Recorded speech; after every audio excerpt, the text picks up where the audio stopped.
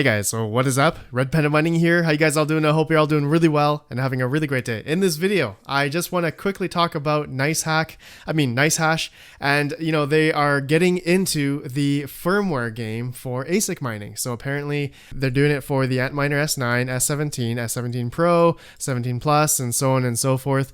And this is interesting that Nicehash is getting into this because there are a plethora amount of other platforms out there that offer firmware for ASIC mining. Throughout this video, I just want to show you guys that and also talk about profitability for, ASIC mining in general right now, as the Bitcoin halving just happened. So we'll talk about that. And I wanted to also give you guys a quick update on my Litecoin Bitmain L3 Plus solo mining. You guys may have saw this video a couple days ago. I just released it and I've been solo mining Litecoin on this single L3 Plus now for the past couple days. And actually I had to move it around, but it's off right now because I'm recording this video. I'm hoping to move it to another place. I'm not sure where yet, maybe to my main mining location, like my basement there, or possibly outdoor somewhere. I may have a video on that. I'm still trying to figure that out. But as you guys know, I have a single L3 Plus and I'm trying to solo mine on this guy right now, hoping to be super lucky to find an a Litecoin block. And who knows? I'm just going to see. I may be wasting money, but a single Litecoin block, I believe, is about 500 or 600 USD, 500 USD worth of Litecoin. So about 12.5 Litecoin per block. So if we're able to find that, within the next year or so, we should be golden. But if I were to do it by mining, for profitability, I am definitely losing about $1 or $2 a day. And it's not nice, but I'm doing it for luck. I'm doing it for fun, and let me know your guys' thoughts. Okay, so let's begin now talking about the good old Nicehash. I know I said Nicehack earlier. It was just force of habit, but I have nothing against Nicehash. I know a lot of people have reservations about these guys, and whether or not it's good or bad, please let me know down below. I would like to make another video actually regarding different theories and conspiracies and what people think about Nicehash. Okay, so let me know down below. Okay guys, so Nicehash is getting into the firmware game, so the Antminer S9, S17, and so on and so forth. This is interesting. I wonder if there are people out there that are directly mining to Nicehash with their Antminers, and I know that there are a lot of people that do that. Okay, so looking at the GUI here, it looks like it's almost the exact same, because I remember looking at my L3 Plus. Just a disclaimer, guys, I am not an ASIC miner. If you guys are first time watching me, I am a GPU miner at heart. I just have this L3 Plus because it was given to me by nerdgears.com, good old Nerdgears, and go check them out, guys. They gave me this L3 Plus, and it's interesting. It's pretty fun. I thought I'd do a solo mining project for it. But you guys can see here their GUI, and looks like they changed their logo at the top there because obviously you put their firmware on it and you get this kind of stuff here. But let's see here. Let's see what's good about it. It says you can increase your hash rate up to 85 terahash on the S17 models. Going along, increase hash rate up to 75 terahash on the T17. Preset overclock profiles, manual fan control, quiet fan mode on startup. Oh, that's nice. Hash rate watchdog will restart the miner if the hash rate is lower than X. Target chip temperatures, manual frequency settings, many other advanced settings. Okay, awesome.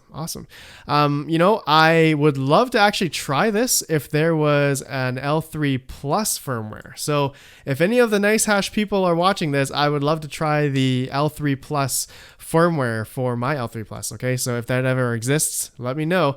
And there is another blog post here they posted to how to upgrade your ASIC to their new Nicehash firmware. Okay, so it looks like it's pretty easy, pretty standalone. I won't go through it because it's you guys will probably know what to do. I'll have it linked down below in case you guys want to see it. But oh, look at that, a T17 has an SD card in it. That's actually the first time I'm seeing that. That's pretty cool.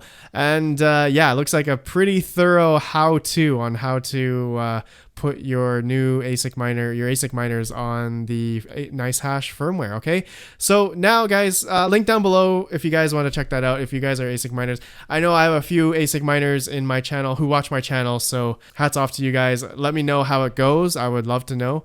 Okay, now I wanted to just branch off. Nicehash is not the only one to have their own custom firmware, and who knows if they are actually using their own custom firmware or they are just piggybacking or just copying someone else's firmware or something. I don't know. But as I talked about before, I'm using my Bliss Z firmware that's on my L3 Plus right now. And Hive or Hive OS, they also have their own Asic mining firmware. Okay, it looks like they have everything from the S17, S9, and the L3 Plus even. Okay. And even the S10 or the T9, all these other older models, they support all these other ASIC miners as well. Okay, so I know Hive OS was a big proponent in Hivon, the new Hivon ASIC firmware. And next one I want to talk about is Awesome Miner. I actually didn't even know Awesome Miner has firmware for the Antminer, but apparently they do. And they got it all the way to like the S9, L3 Plus, S17, and everything. Okay, so I feel like it's the exact same features as Nicehash or everyone else. But let me know down below if any of you guys use the Awesome Miner for ASIC mining for the firmware. Okay. Now, the next one I just wanted to quickly show is Vanish or VNISH. I feel like this one, I heard this one is one that is being used by other firmware companies or copied per se. So I'm not sure if that's true or not. This is just another firmware company or business that does firmware for ASIC mining. Okay, so they have the L3 Plus, S9, S17, all that kind of stuff. Very similar to Hivon, I'm sure, and Nicehash. Okay, the next one is asic.to, and I believe this is the one that I was trying on my L3 Plus. I actually don't remember, but yeah, this is another one that I found, I guess, on Google, ASIC to the moon. It's funny, their domain, it's actually pretty funny. And yeah, they have 85 terahash with the S17, so I wonder if that was the same number here. Yeah, 85 terahash on an S17 for Nicehash as well. Okay, so I feel like all these guys are getting like the same amount of terahash on their S17, and apparently it has all these other features as well. But if you guys use asic.to for those ASIC miners, please let me know. Okay, the next one is that I found was Sigma Boost. Now this is another one. They have S17, T17, T9s, all that kind of stuff, firmware for your ASIC miner. Now I've actually never heard of Sigma Boost, so if you guys have heard of it, let me know. But it looks like they got a pretty nice website and stuff, and some good like charts here and metrics and hash rate and stuff. Low dev fee of 2.8%. I think Hive OS was 2.8%. Yeah, Hive 2.8% as well. Is let me just see, is Awesome Miner, what's the fee for this? Firmware fee is either 2 or 3%.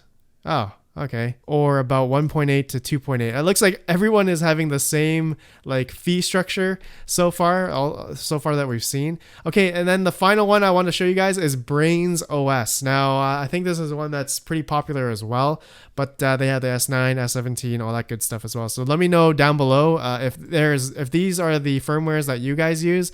I would love to get a good sample size of how it is and how people like or dislike the firmware for all these different companies. Okay, so and if you guys are getting into the Nicehash firmware, let me know, and I would love to know if it works out okay.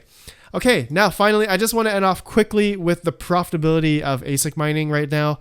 It's obviously in the dumps, and you guys know why, because Bitcoin just had the halving, and look at this huge drop off from like 137 exahash all the way down to about 88 exahash as of making this video.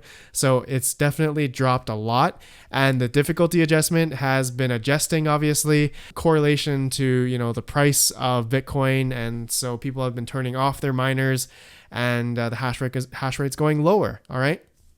So the distribution of Bitcoin is becoming, a little bit more maybe for some people, or, depending on, how much hash rate they have. Like I said, the difficulty adjustment, all that kind of stuff, correlation with the price. People always look at that number to see if they're going to keep their ASIC miners on. Okay. And as we all know, and as we all have seen right now, the S9, is just not profitable by any means. So actually, if you had I think it's 4 cents per kilowatt hour, I think you would be breaking even on an S9 right now. So let's just quickly see that.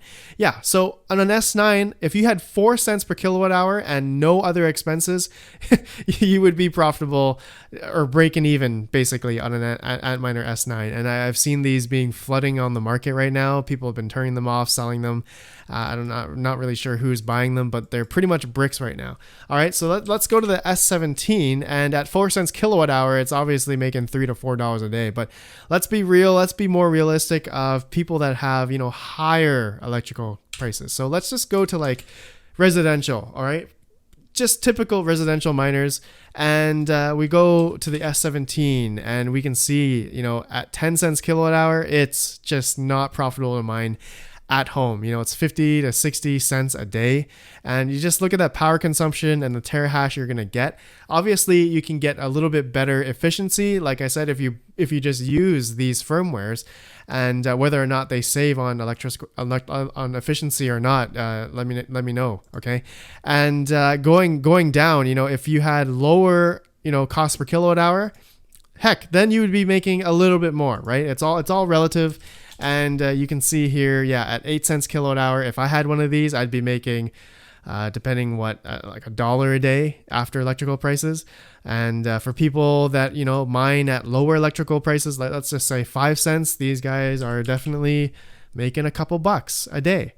And I mean, it's nothing to scoff at. It's not really that much, but depending on your electrical cost, would you rather, you know, say for residential miners such as myself, say if you were 10 cents kilowatt hour, would you rather buy an S17? Looks like at 10 cents kilowatt hour, you're not profitable. Or at 10 cents kilowatt hour, would you rather buy a Radeon 7? Hit calculate here. I already have 90 megahash, 200 watts ish. You make $1 a day at 10 cents kilowatt hour here on a Radeon 7. So look at that. Right as of right now, obviously this will change if the Bitcoin price goes up, and relative to the Bitcoin dominance, altcoin prices, Ethereum price, this could all change and all that kind of stuff. But yeah, as of right now, the profitability for mining on a single Radeon 7, you're making like $1 a day at 10 cents kilowatt hour. Okay, so that is all I wanted to talk about, guys. Just a funny, you know, Asic mining video with firmwares all over the board, which I've never had experience in, but I would love to know if you guys are going to get into this. This is pretty interesting that Nicehash is getting into the game for firmwares. I wonder if there's maybe an ulterior motive to this, but who knows? Who knows? I always have my speculations, and I know you guys have speculations, theories, conspiracies of Nicehash as well.